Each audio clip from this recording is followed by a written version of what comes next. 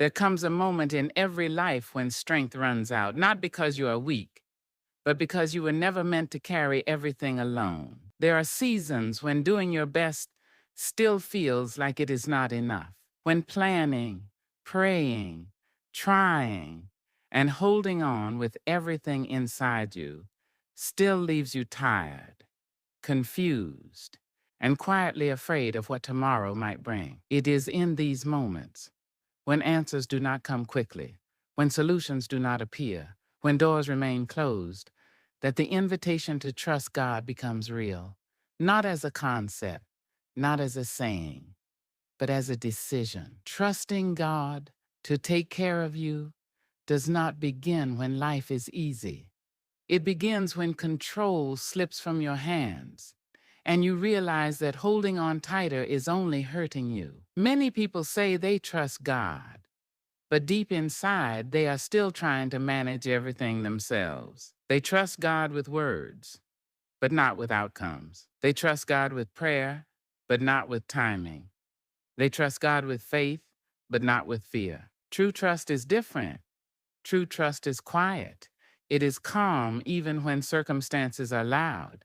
It is steady even when emotions shake. Trusting God does not mean pretending everything is fine. It means believing that even when things are not fine, you are not abandoned. There is a peace that comes when you stop asking, "What if everything goes wrong?" and begin asking, "What if God already knows how this will turn out?" From the very beginning, God has been a caretaker, not only of creation, but of people. He did not design you to survive on anxiety. He did not create you to live in constant worry. He did not shape your spirit to thrive under fear. Your soul was designed to rest. Yet rest is impossible without trust. Most exhaustion is not physical. It is emotional and spiritual. It comes from carrying outcomes that were never yours to carry. You were never meant to figure everything out before you move forward. You were never required to see the whole picture before you take the next step. You were never asked to know how things would work, only to trust the one who does. Trust is not blind optimism. It is confidence built on who God has already proven himself to be. Look back at your life. There were moments you did not think you would survive, but you did. There were seasons you thought would break you, but they shaped you.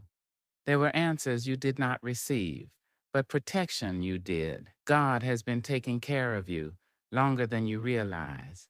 Even when you thought you were alone, even when you felt forgotten, even when you believed you were failing. Trusting God means accepting that His care does not always look like comfort, but it always leads to purpose. Sometimes God takes care of you by removing what you asked Him to keep. Sometimes He protects you by delaying what you wanted immediately. Sometimes He answers you by saying not yet because right now would destroy you.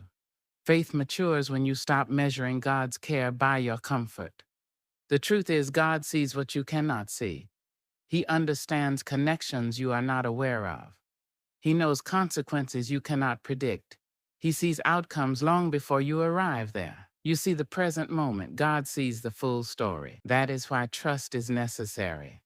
When you try to control everything, you limit what God can do. When you surrender outcomes, you create space for divine intervention. Trusting God does not mean doing nothing. It means doing your part without carrying His role. Your responsibility is obedience. God's responsibility is provision. Your responsibility is faithfulness. God's responsibility is results. Your responsibility is to show up. God's responsibility is to take care of what you cannot manage. This is where many people struggle. They want God's peace, but not God's process. They want God's promises, but not God's timing. They want God's care, but not God's control. But trust requires surrender.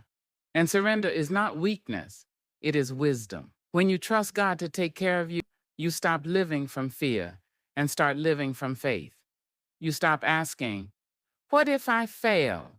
and begin asking, "What if God carries me through?" You stop obsessing over outcomes and start focusing on obedience. You stop trying to force doors open and start walking through the ones God opens naturally. There is a reason. Worry drains you. It is because your spirit knows you were never designed to live that way. Peace is not found in having everything figured out. Peace is found in knowing who holds your future. God does not require you to be fearless. He requires you to trust Him more than your fear. And trust grows not in certainty, but in surrender. Trusting God sounds simple, but living it out is one of the hardest spiritual disciplines a person can face. Not because God is unfaithful, but because the human heart struggles with uncertainty. We want guarantees. We want timelines. We want reassurance before obedience. And yet, trust asks us to move forward without seeing the full path. Fear is the first barrier to trust. Fear whispers questions that sound reasonable, but slowly erode faith. What if things get worse? What if I make the wrong decision? What if I trust God and still lose everything? Fear does not shout. It reasons. It negotiates. It disguises itself as wisdom. But fear is not wisdom. It is survival thinking, trying to control what it cannot predict. Many people mistake anxiety for responsibility. They believe that if they stop worrying, something will go wrong, as if constant mental stress is what keeps disaster away. But worry has never prevented a single problem. It has only drained strength needed to face them. Control is fear's favorite tool. When life becomes unpredictable, control feels like safety. Planning every detail, managing every outcome, preparing for every worst-case scenario. Control creates the illusion of security, but it quietly steals peace. The more you try to control everything, the more anxious you become, because deep down you know control is fragile. Trusting God becomes difficult because surrender feels like risk. Letting go feels irresponsible. Rest feels unsafe. Faith feels uncertain. The human heart wants proof before trust, but faith requires trust before proof. This is where many people get stuck. They say, I'll trust God once things improve. But trust is not built after clarity. It is built before it. Another reason trust is hard is past disappointment.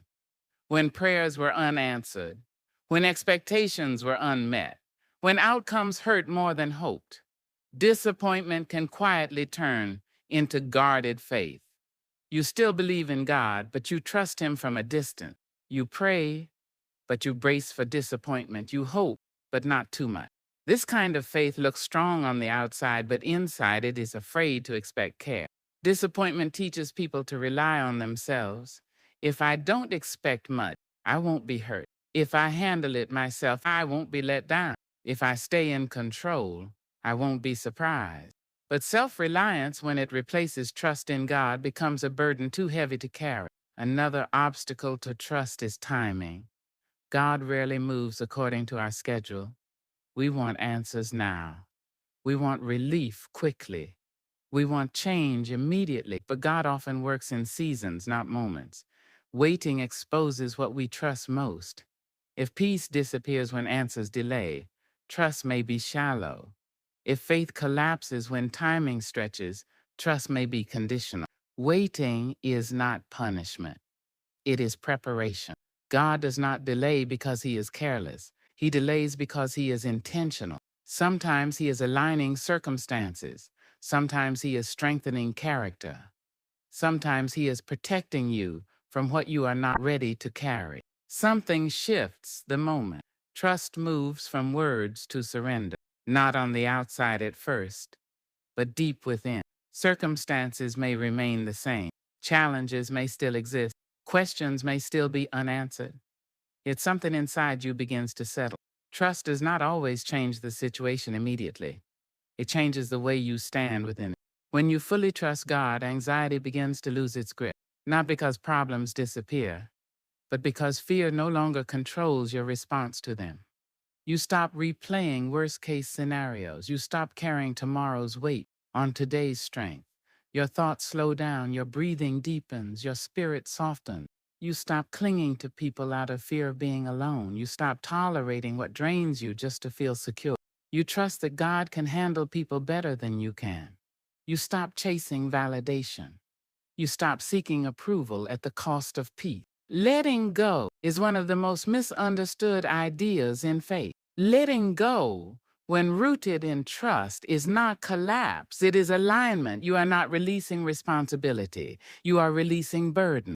Control helped you survive, but it cannot help you rest. Letting go begins with recognizing what is not yours to carry. You are not responsible for outcomes beyond obedience. You can plant seeds, but you cannot force growth. You can speak truth, but you cannot control reception. You can do your part, but you cannot guarantee results. Letting go happens in layers. First, you let go of the illusion that you must have everything figured out. Then you let go of perfection. Then you let go of fear-based urgency. Then you let go of the need to understand everything. Trust means moving forward without demanding full explanation. Waiting is where trust is tested most deeply. Waiting is not wasted time. Waiting is where roots grow. Much of God's work happens beneath the surface. Silence does not mean stillness. God may be rearranging circumstances. He may be strengthening your character. He may be protecting you from what would interfere with what is coming. Waiting seasons teach you to trust what you cannot yet see. They teach you patience without passivity.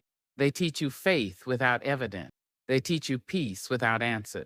At some point, the trust stops being something you talk about and becomes something you live. Peace does not come from knowing what will happen next. It comes from knowing who is holding you.